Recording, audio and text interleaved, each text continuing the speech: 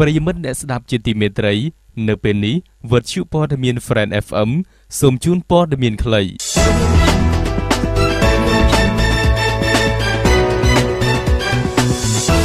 ជំរាបជូនព័ត៌មានខ្លីដោយជុនរ៉ាមី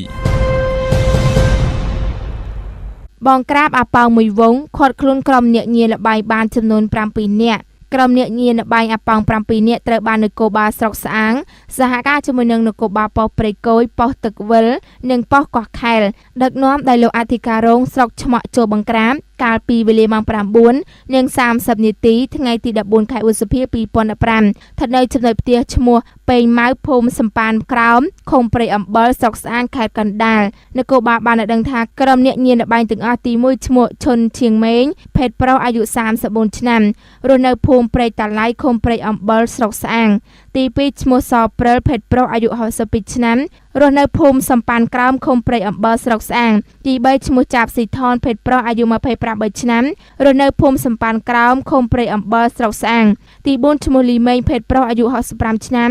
រស់នៅភូមិសំប៉ានលើឃុំព្រៃអំបិលស្រុកស្អាងទី5ឈ្មោះតាចធឿនភេទប្រុសអាយុ47ឆ្នាំរស់នៅភូមិព្រៃតាឡៃឃុំព្រៃអំបិលស្រុកស្អាងទី6ឈ្មោះហ៊ិនសុងភេទប្រុសអាយុ42ឆ្នាំរស់នៅភូមិព្រៃតាឡៃឃុំព្រៃអំបិលស្រុកស្អាងទី7ឈ្មោះវ៉ៅថាវីភេទប្រុសអាយុ37ឆ្នាំរស់នៅភូមិព្រៃទាវឃុំព្រៃអំបិលស្រុកស្អាងខេត្តកណ្ដាល